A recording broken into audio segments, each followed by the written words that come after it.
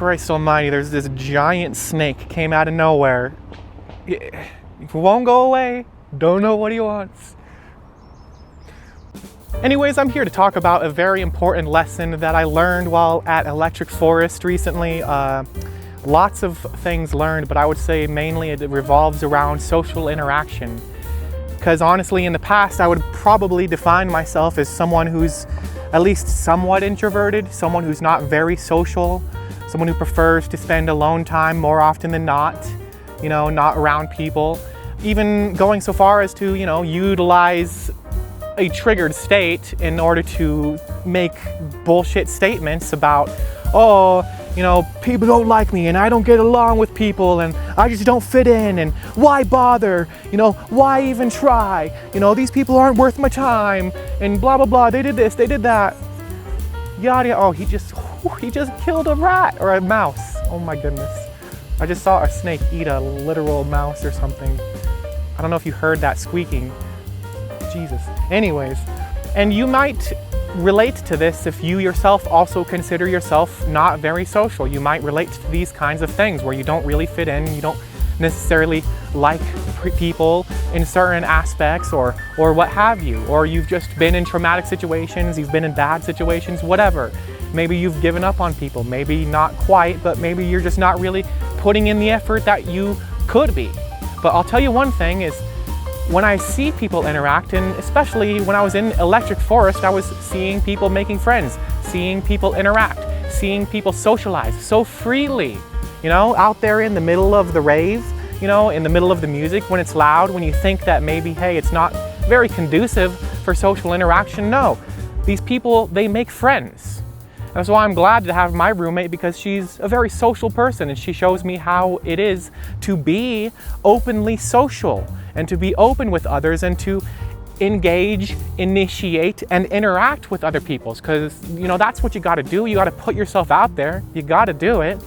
Like, humans are just not introverted beings. You might think that that's a label that applies to you, but I don't think it's real. Some people might like their free time more than others, but everyone needs social interaction. And if you feel any sort of pain via envy or jealousy or what have you, when you see other people getting along and having friendships and dynamics that are good and all that jazz, then that means that you're bullshitting yourself and you are a social person. You are an extrovert. You are somebody who likes to talk and interact with people. And that's what I learned. That's what I learned, because it's not like some instant process. This has been a process through time of learning to open up more for me personally, and learning that no, I'm not an introvert. I want to socialize. I want to make friends and be around people. Now, there's a lot to be said about when it comes to other people, how they behave and how you let that affect you. Because the thing is everyone is selfish, everybody. And that's not a bad thing, that's just a thing. Everyone is selfish, that's just a thing. Everyone only cares about really satisfying themselves. And so basically what that means is, you're not going to be the center of attention at all times. You might express something or say something and be completely ignored because either no one heard you or their focus was somewhere else or what have you. And it's those kinds of little moments that can really take you down. I've let it take me down, where it's like, you're in a group and maybe you pipe up and you say something, you drop something here and no one says anything. And most likely it's because they didn't hear you, or they're focused on something else, they're distracted. So, they just didn't realize you said something. And then you can take that and you can go negative with that and you can be like, oh, nobody likes me. They're just, I'm just this third wheel of the group and oh, no one really cares. I'm not really paid attention to. And then you create this cycle of destruction because you're asserting that as your reality. You're using your words to create that as your reality. And then what you're doing is you're acting as if. You're acting as that person.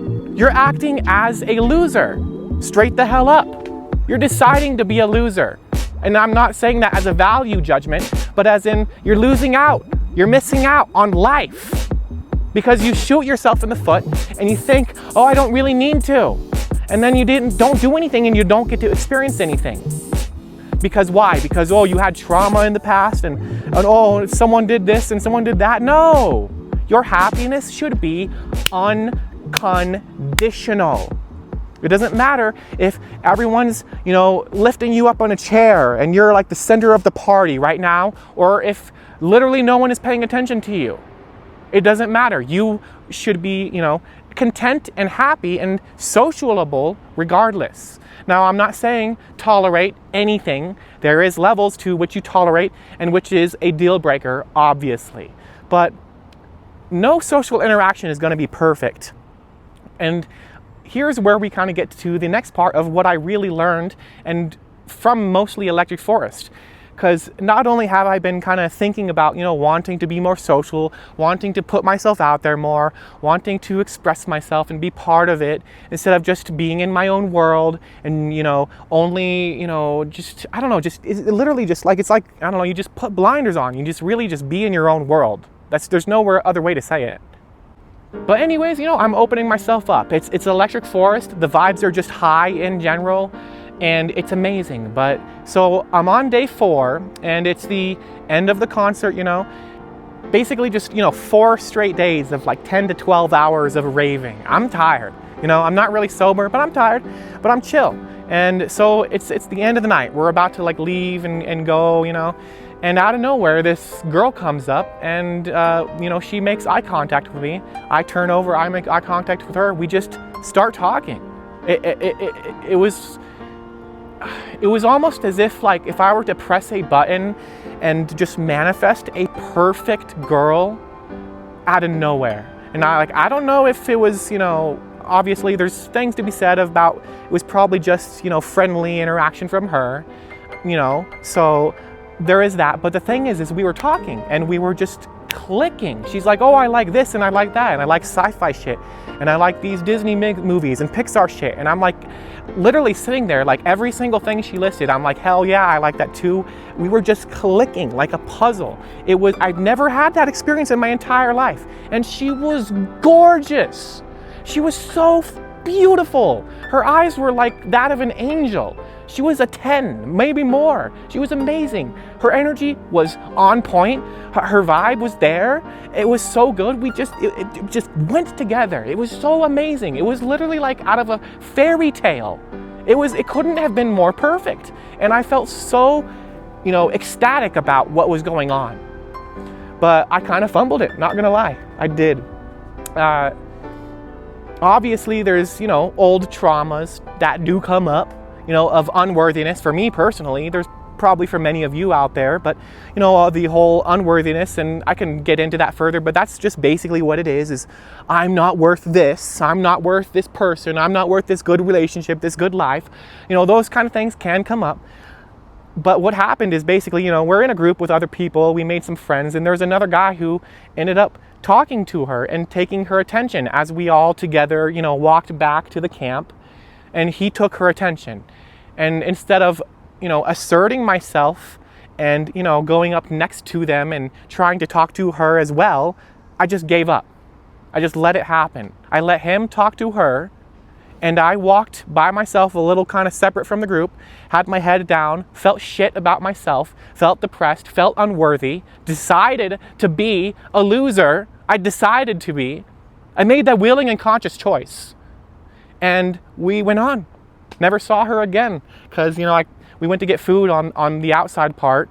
And I could have been friendly. We could have been pen pals. I could have shown her that maybe she'd be more interested in me than the other guy. I mean, of course, I'm not saying that it's any sort of romantic intention. It could be just completely platonic and friendship, but that's the thing is I felt the connection and I decided to not pursue it. And I don't know, it just felt so magical. I've never had that happen to me before.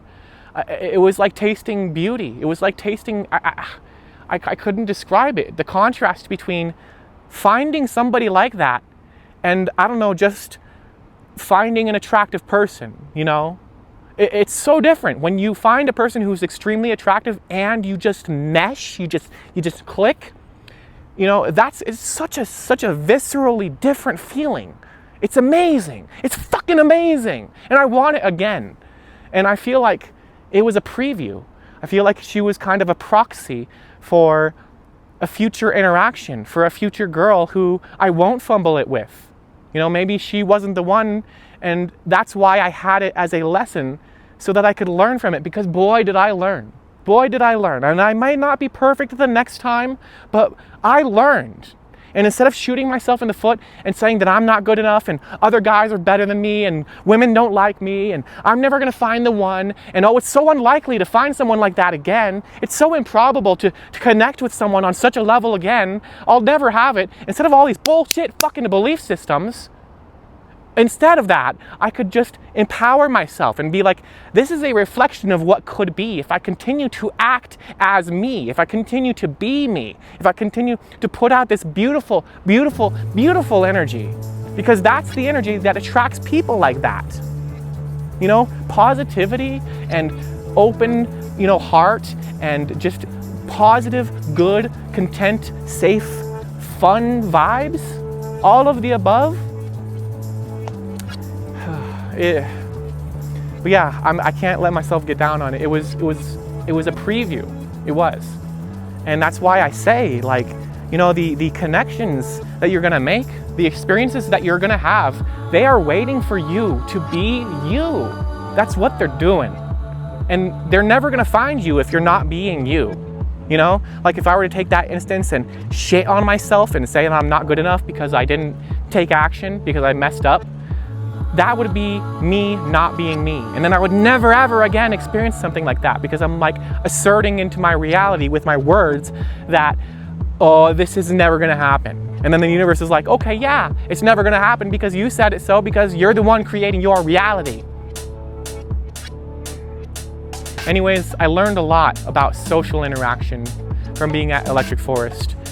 I learned a lot about how I shut myself out from the world. I learned about how I sometimes, and there's nothing wrong with, you know, getting lost in what you love to do, but it also, you can share it with others, you know?